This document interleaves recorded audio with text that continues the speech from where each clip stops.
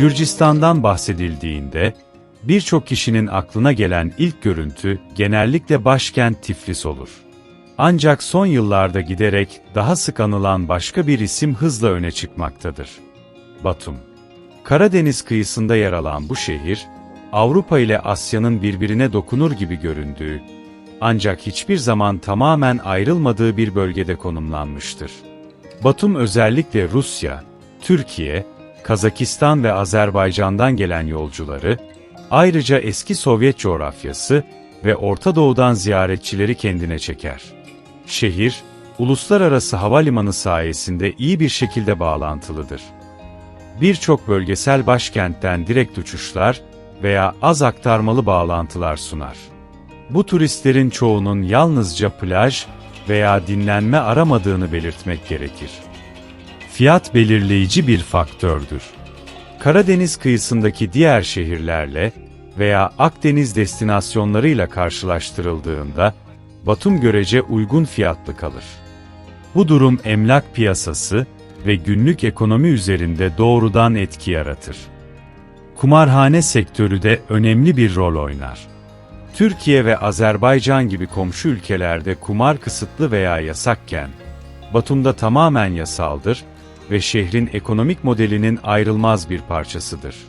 Bu da özellikle bu tür eğlenceler için sınırı geçen ek bir ziyaretçi akışı oluşturur ve şehrin bölgesel turizme bağımlılığını güçlendirir. Ancak Batum sabit bir şehir formuna sahip değildir. Sürekli inşa halinde olan bir şehirdir.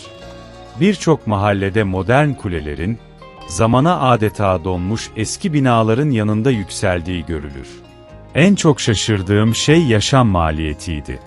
Genellikle Özbekistan veya Güneydoğu Asya'nın bazı bölgeleri gibi uygun fiyatlı ülkelerden bahsedilir. Ancak Gürcistan göz ardı edilmesi zor bir fiyata performans sunar. Bazı restoranlarda yaklaşık 5 euro karşılığında düzgün bir yemek yenebilir.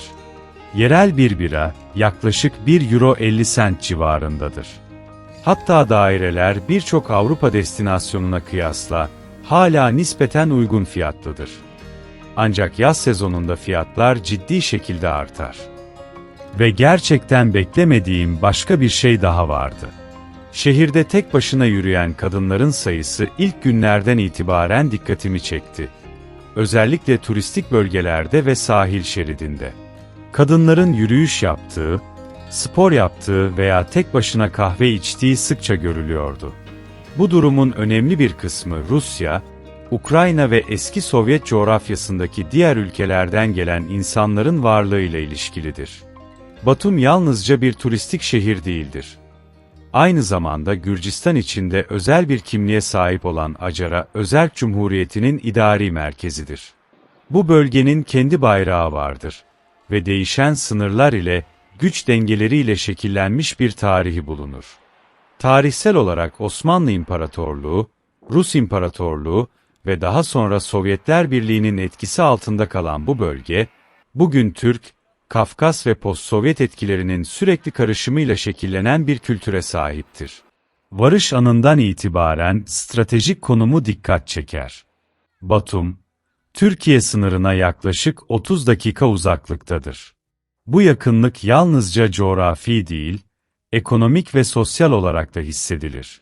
Sürekli bir insan akışı sınırı geçer ve bu durum, şehri Karadeniz bölgesinde önemli bir ticaret kavşağı haline getirir. Gürcistan genelinde ise uluslararası dikkat çeken bir özellik vardır. Birçok ziyaretçi kısa süreli kalışlar için vizesiz giriş yapabilir. Bu da turizmi ve spontane seyahatleri kolaylaştırır. Buna ek olarak, bazı durumlarda uluslararası çalışanlar ve dijital işletmeler için elverişli olabilen bir vergi ortamı bulunur. Özellikle yurt dışından gelir elde edenler için. Burada çevrimiçi çalışan insanların bulunması olağandır. Ancak koşullar yapılan işin türüne ve bireysel vergi durumuna göre değişir. Bu erişilebilirlik, düşük yaşam maliyeti ve esnek iş ortamı kombinasyonu Batum'u Karadeniz'deki Türkiye ve diğer turistik bölgelerle dolaylı olarak rekabet eden bir destinasyon haline getirmiştir. Aynı zamanda Türkiye'ye yakınlık hem rekabet hem de sürekli bir bağ oluşturur. Kimileri ticaret veya turizm için sınırı geçerken, kimileri daha uygun fiyatlar veya eğlence seçenekleri nedeniyle Batum'da kalmayı tercih eder. Bölgesel turizm ziyaretçiler için önemli bir unsurdur. Türk etkisi gastronomide, ticarette ve şehrin birçok bölgesinde görülen Türk turistlerde kendini gösterir. Gürcü ve post-Sovyet mirası ise özellikle eski yerleşim bölgelerinde günlük yaşamda güçlü şekilde hissedilir. Tarihsel olarak Acara, Anadolu ile her zaman özel bir ilişki içinde olmuştur.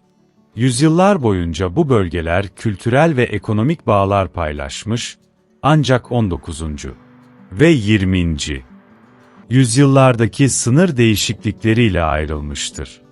Bu tarihsel yakınlık, farklı siyasi ve dini sistemlere rağmen, bugün hala iki taraf arasında hissedilen kültürel süreklilik duygusunu açıklar. Pratik açıdan Batum bir geçiş alanı gibi çalışır.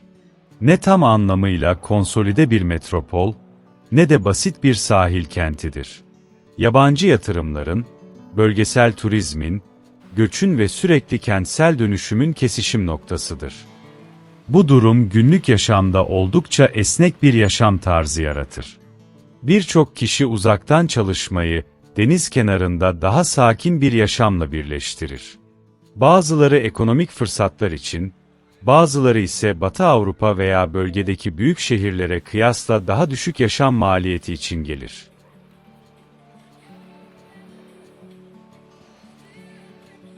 Toplu taşıma basittir, ancak çok modern değildir. Otobüsler ve taksiler ana ulaşım araçlarıdır. Şehirde metro veya banliyö treni gibi karmaşık altyapılar yoktur. Ancak şehrin küçük ölçeği, bunu büyük bir sorun haline getirmez. Kamusal alanlar ise oldukça iyi kullanılır. Parklar, sahil yürüyüş yolları ve ücretsiz spor alanları şehir dokusunun bir parçasıdır.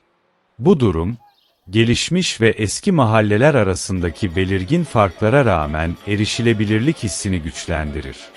Aynı zamanda turizmin gelişmesi daha uluslararası bir yaşam tarzı getirmiştir. Modern kafeler, çağdaş restoranlar ve lüks oteller yerel pazarlar ve geleneksel dükkanlarla yan yana bulunur. Bu karışım tek bir kelimeyle tanımlanması zor bir kimlik oluşturur. Sosyal açıdan şehir de dönüşüm içindedir. Geçici veya yarı kalıcı olarak yerleşen yabancıların artışı yerel dinamikleri değiştirir. Buna paralel olarak birçok genç aile yurt dışında fırsat arayışa girer. Bu da uluslararası açıklık ile göç arasında bir kontrast oluşturur. Batum'un daha az konuşulan ama varlığını büyük ölçüde açıklayan bir yönü Karadeniz'dir. Batum bir turistik merkez olmadan önceki önemi limanına dayanıyordu. Coğrafi konumu sayesinde şehir Avrupa ile Asya arasında stratejik bir noktadadır. Uzun yıllar boyunca Kafkasya, Orta Asya ve diğer bölgelerden gelen mallar, bu liman üzerinden uluslararası pazarlara ulaşmıştır. Bugün de Batum Limanı yerel ekonominin önemli bir parçasıdır. Deniz taşımacılığına ek olarak, balıkçılık da bazı ailelerin günlük yaşamında önemli bir yer tutar. Birçok restoranda, Karadeniz'den birkaç saat önce tutulmuş taze balık servis edilir. Ancak çoğu ziyaretçi için Karadeniz başka bir anlam taşır. Tatil. Batum'a geldiğimde Akdeniz'deki birçok sahil beldesine benzeyen bir yer bekliyordum. Ancak gerçek çok farklıydı. Kıyı geniş ve manzaralar etkileyicidir. Fakat plajlar kumlu değil çakıllıdır. Kimileri bunu severken, kimileri başka seçenekleri tercih eder. Şahsen bölgenin en güzel plajlarının Batum'un kuzeyinde, özellikle Kobuleti'de olduğunu düşünenlerin çok olduğunu gördüm. Bu küçük sahil kasabası daha sakin ve daha az şehirleşmiş bir atmosfere sahiptir. Daha az gökdelen, daha az trafik ve daha rahat bir ortam vardır. Eğer ana hedef denizin tadını çıkarmaksa, Kobuleti ziyaret edilmeye değerdir ve iki deneyimi karşılaştırma imkanı sunar. Bir diğer dikkat çekici nokta hava durumudur. İlkbaharda ılıman ve stabil bir hava bekleyerek geldim. Ancak hava oldukça değişkendir. Tek bir gün içinde güneş, rüzgar, yağmur ve tekrar açık hava görülebilir. Bazen dalgalar kıyıya şiddetle vurur ve deniz rüzgarı termometrenin gösterdiğinden çok daha soğuk bir his yaratır. Gerçekten de Batum, yılda 2000 mm'den fazla yağış alan bölgenin en yağışlı şehirlerinden biridir. Ziyaret için en uygun aylar, genellikle Mayıs ile Ekim arasındadır. Ayrıca kaldığım süre boyunca, Gürcüler ile Ruslar arasındaki ilişkilerin bazı bağlamlarda hassas olabildiğini gözlemledim. Son çatışmalar ve son yıllarda Rus vatandaşlarının yoğun gelişi nedeniyle bu konu farklı görüşler doğurmaktadır. Bir konuşmada birkaç Rusça kelime kullandığımda, bazı kişilerde belirgin bir rahatsızlık hissetmiştim. Önemli bir olay yaşanmadı. Ancak yakın tarihin hala insanların zihninde canlı olduğunu gösterdi. Tüm bunlar, Batum'u bölgedeki diğer şehirlerle karşılaştırmayı zorlaştırır. Burası yalnızca bir sahil kasabası ya da kumar merkezi değildir. Uluslararası ticaretin, turizmin, tarihin, göçün ve sürekli ekonomik dönüşümün iç içe geçtiği bir şehirdir. Bu nedenle her ziyaretçi farklı bir izlenimle ayrılır. Batum özünde sürekli değişen bir şehirdir. Çekiciliği yalnızca kıyısında veya modern mimarisinde değil, sürekli dönüşüm halindeki bir yeri gözlemleme hissindedir. Belki de onu bu kadar ilgi çekici yapan şey budur. Kendisinin sabit bir versiyonunu sunmaması, sürekli bir değişim süreci olmasıdır. Eğer bu tür içerikler ilginizi çekiyorsa, az bilinen şehirler, turizmin gerçek ekonomisi ve klasik rotaların dışında deneyimler, diğer videolara da göz atabilirsiniz. Dünyada hala klasik turistik rotalara girmemiş, ancak yüzeyde göründüğünden çok daha karmaşık hikayelere sahip birçok yer bulunmaktadır.